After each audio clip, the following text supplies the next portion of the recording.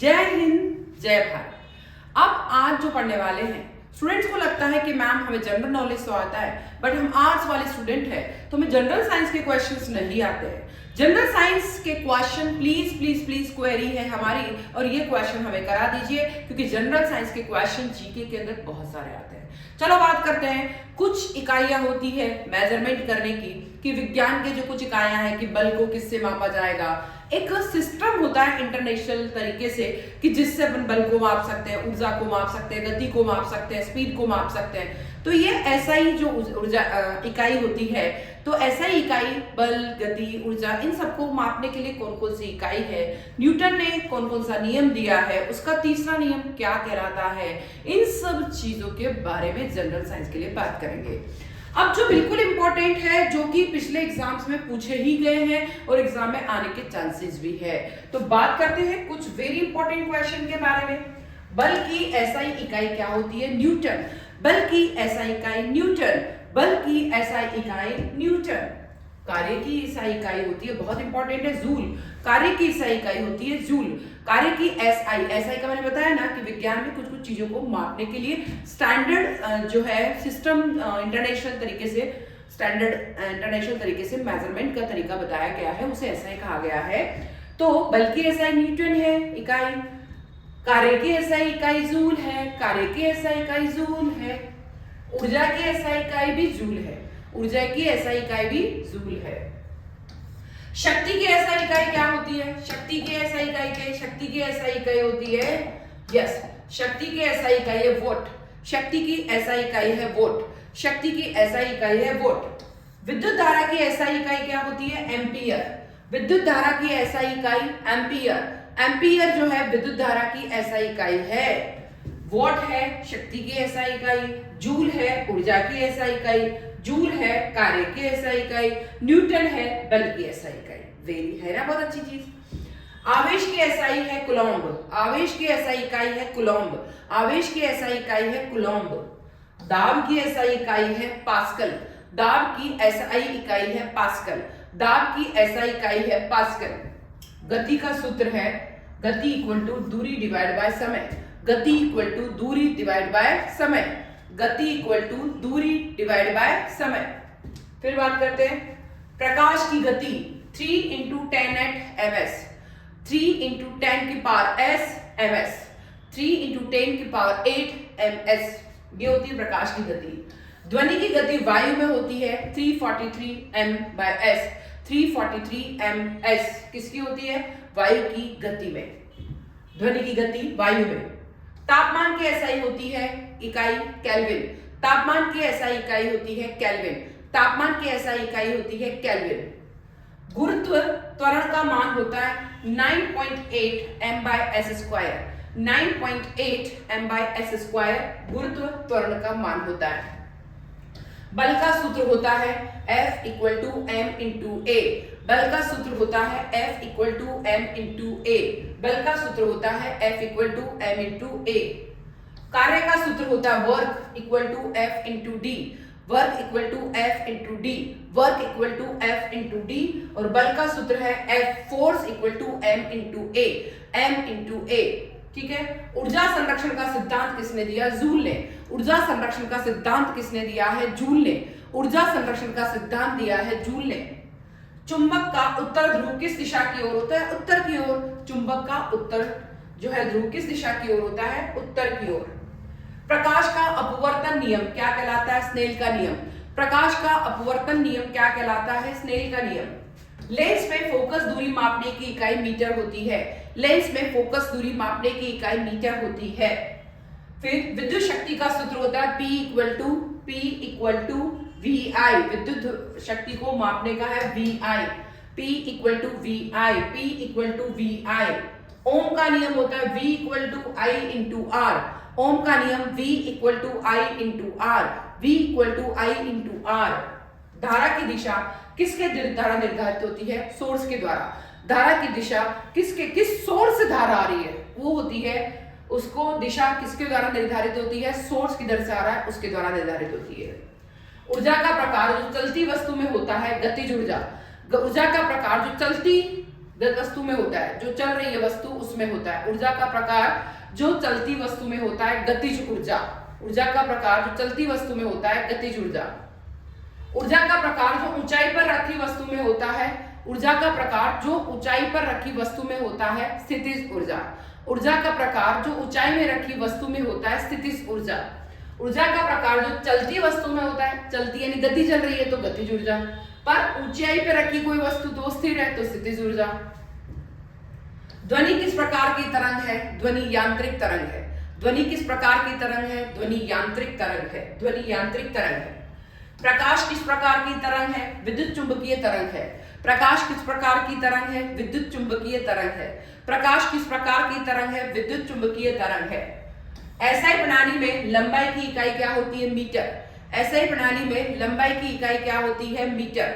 SI प्रणाली में लंबाई की इकाई मीटर होती है। कार्य करने की दर होती है पावर, शक्ति। कार्य करने की दर जो होती है पावर यानी शक्ति। बल इंटू वेग क्या होता है? शक्ति। बल इंटू वेग पावर कहलाता है। बल इंटू वेग पावर कहलाता है। बल का प्रकार जो वस्तु को गोल पथ पर घुमाता है, बल का प्रकार जो वस्तु को गोल पथ पर घुमाता जाता है केंद्रीय बल कहलाता है। बल का प्रकार जो वस्तु को गोल पथ पर घुमाता है केंद्रीय बल कहलाता है।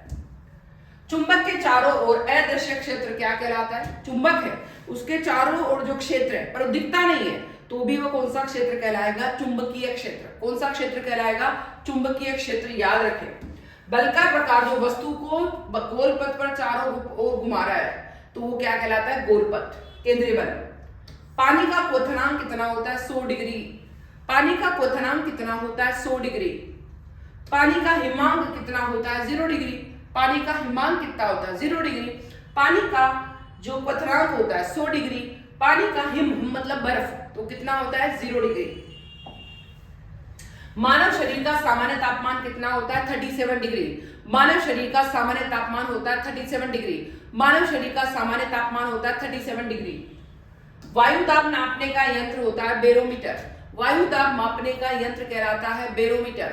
वायु दाब मापने का यंत्र कहलाता है बेरोमीटर। ताप नापने का यंत्र होता है थर्मामीटर। ताप मापने का यंत्र होता है थर्मामीटर। टेम्परेचर नापने का यंत्र होता है थर्मामीटर। और वायु दाब मापने का यंत्र होता है बेरोमीटर। वायु से बेरोमीटर, वायु से बेरोमीटर। ताप मापने का होता है थर्मामीटर। विद्युत धारा नापने का यंत्र होता है एम्पियर मीटर। विद्युत धारा मापने का यंत्र होता है एम्पियर मीटर। विभवांतर, विभवांतर नापने का यंत्र होता है वोल्ट मीटर। विभवांतर मापने का यंत्र होता है वोल्ट मीटर। विभवांतर नापने का यंत्र होता है वोल्ट मीटर। प्रतिरोध नापने का यंत्र होता है ओहम मीटर। प्रतिरोध नापने का यंत्र होता है ओहम मीटर। प्रतिरोध नापने का यंत्र होता है ओहम मीटर। विद्युत शक्ति नापने का यंत्र होता है वोल्ट मीटर। विद्युत शक्ति होती है उसको मापने का जो यंत्र होता है वो क्या कहलाता है? Volt meter. विद्युत शक्ति को मापने का यंत्र होता है वोल्ट मीटर। वायुमंडल में ध्वनि का परावर्तन कहलाता है इको। वायुमंडल है उसमें ध्वनि अगर आती तो इको मतलब एक कमरे से दूसरे कमरे में भी इको से आवाज गूंजती है। तो वायुमंडल में ध्वनि का परावर्तन क्या होता है? प्रतिध्वनि यानी इको, मतलब वापस से आवाज आती है उसे इको कहते हैं। प्रतिध्वनि सुनने की न्यूनतम दूरी होती है 17 मीटर। प्रतिध्वनि सुनने की न्यूनतम दूरी होती है 17 मीटर। प्रतिध्वनि सुनने की दूरी होती है 17 मीटर। प्रकाश का अपवर्तन घनत्व क्या कहलाता है? अपवर्तनांक। प्रकाश का अपवर्तन घनत्व क्या कहलाता है? अपवर्तनांक। प्रकाश का अपवर्तन घनत्व क्या कहलाता है? अपवर्तनांक। प्रिज्म में गुजरने पर प्रकाश विकिरण हो जाता है। प्रिज्म से गुजरने पर प्रकाश क्या हो जाता है? विकिरण, बिखर जाता है। इंद्रधनुष में कितने रंग होते हैं? 7 कलर। बेनी, आहे, पीनाला, बेंगली, बेनी, नीला, आसमानी, हरा, पीनाला, पीला, नीला और पीनाला, लाल रंग। ठीक है, 7 कलर होते हैं। लाल प्रकाश की तरंग दैर्ध्य सबसे ज्यादा होती है। रेड कलर की जो तरंग है वो सबसे ज्यादा होती है। रेड कलर की तरंग सबसे ज्यादा होती है। बैंगनी की सबसे कम होती है। रेड की सबसे ज्यादा, बैंगनी की सबसे कम। रेड की सबसे ज्यादा, बैंगनी की सबसे कम। सौर ऊर्जा का मुख्य स्रोत क्या होता है? सूर्य में नाभिकीय संलयन। सौर ऊर्जा का मुख्य स्रोत होता है सूर्य में नाभिकीय संलयन। सौर ऊर्जा का मुख्य स्रोत होता है सूर्य में नाभिकीय संलयन। सौर ऊर्जा का मुख्य स्रोत होता है सूर्य में नाभिकीय संलयन। रेडियो तरंगों का आविष्कार किसने किया? मार्कोनी ने। मार्कोनी ने रेडियो तरंगों का आविष्कार किया। रेडियो तरंगों का आविष्कार किसने किया है? मार्कोनी ने। मार्कोनी ने रेडियो तरंगों का आविष्कार किया। एक्स किरण की खोज किसने करी? ये करी है विल्हेम रॉन्टजन ने। एक्स किरण की खोज किसने करी है? विल्हेम रॉन्टजन ने। एक्स किरण की खोज किसने करी है? विल्हेम रॉन्टजन ने। एक्स किरण की खोज किसने करी है? विल्हेम रॉन्टजन ने। ध्वनि तीव्रता की इकाई क्या होती है? डेसिबल। ध्वनि तीव्रता की इकाई क्या होती है? डेसिबल।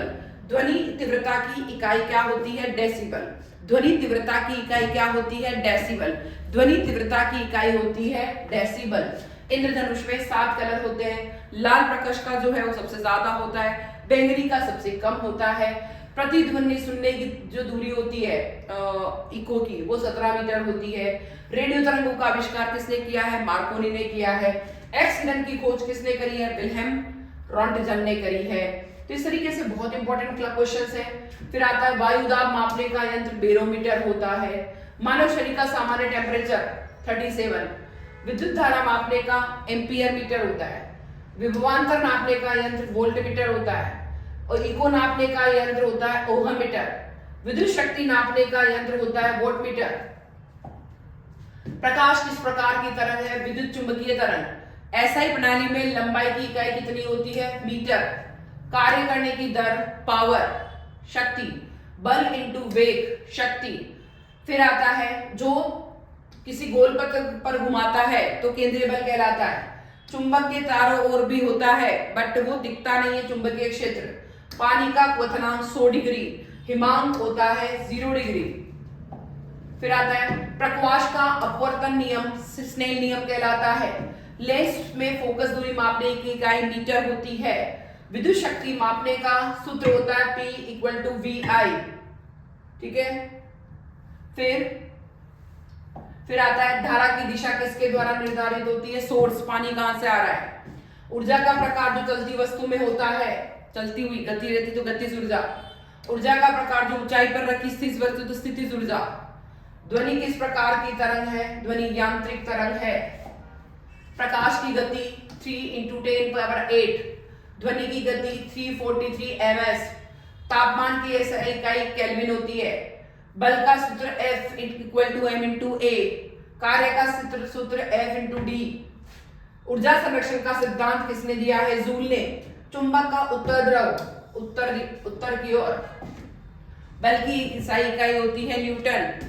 देन कार्य की SI इकाई जूल। ऊर्जा की SI इकाई जूल। शक्ति की SI इकाई वोल्ट। विद्युत धारा की SI इकाई एम्पियर। आवेश की SI इकाई कूलोम्ब। फिर आता है दाब की SI इकाई पास्कल। गति का सूत्र गति = दूरी डिवाइड बाय समय। तो आज की क्लास बहुत इंपॉर्टेंट है। क्लास को बहुत अच्छे से पढ़े। आर्ट्स वाले स्टूडेंट्स भी केवल 2 बार सुन ले, 3 बार सुन ले, एग्जाम देने चले जाएं। एग्जाम बहुत अच्छा होगा। पर जितने भी स्टूडेंट ये एग्जाम देने वाले हैं प्लीज प्लीज प्लीज उनको शेयर जरूर करना। मैं फिर आऊंगी, जल्दी आऊंगी। जब तक के लिए जय हिंद, जय भारत।